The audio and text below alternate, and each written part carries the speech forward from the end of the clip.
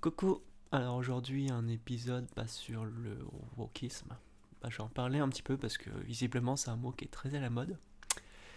Euh, et comme à chaque fois malheureusement, on le voit surtout dans les milieux plutôt de droite, même les personnes du gouvernement commencent à s'y mettre. Et c'est un terme en fait, bon c'est pas trop à quoi il correspond, visiblement. Parce qu'à chaque fois ça parle des terribles woke, de toutes ces personnes qui veulent détruire la culture, le peuple français. C'est terrible, méchant. Mais à chaque fois, en fait, chaque fois, les personnes qui utilisent ce terme sont incapables de définir quel est le mouvement, quelles sont les personnes principales qui constituent ce mouvement. Donc voilà, parce qu'au final, le nombre de personnes qui se définissent comme woke, qui s'identifient comme telles, moi j'en connais aucune. Et j'ai surtout l'impression, en fait, c'est un mot que les personnes adorent utiliser parce que c'est très connoté.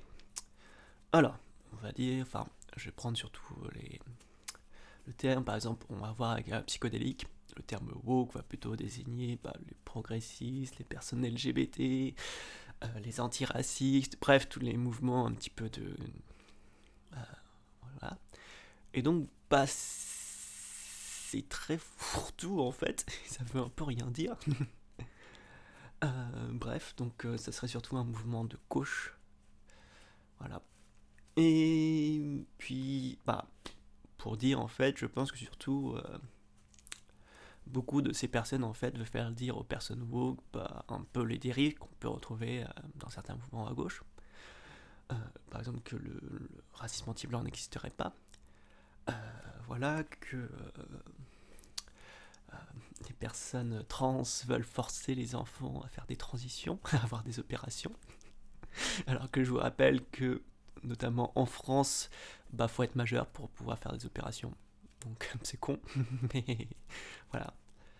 Bref, je pense surtout que c'est un mot qui voilà, c'est un petit peu comme si on avait défini un ennemi fantôme qui n'existe pas et que beaucoup de personnes, même au centre droit et puis beaucoup plus à droite, même jusqu'à l'extrême droite, puisque visiblement, au début c'était surtout utilisé par les personnes à l'extrême droite, puis après ça s'est un peu démocratisé, un peu dans les diverses droites. Mais au final, ce qu'on se rend compte, c'est juste une diabolisation en fait.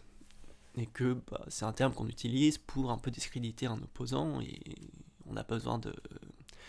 Pour pas avoir d'argument quoi. Parce que quand on définit quelqu'un de woke, on va tout de suite lui donner des idées, voilà, des idées, des choses qui. Voilà. Alors que à tous les coups, ce ne sont pas les siennes. Enfin bref. Donc voilà, c'est un ennemi inconnu et malheureusement, les trucs comme ça en disant, ouais, euh, ça part un peu en diabolisation. Parce qu'on se retrouve souvent avec beaucoup de personnes qui disent oui, si le monde va mal, c'est la fausse des woke, etc.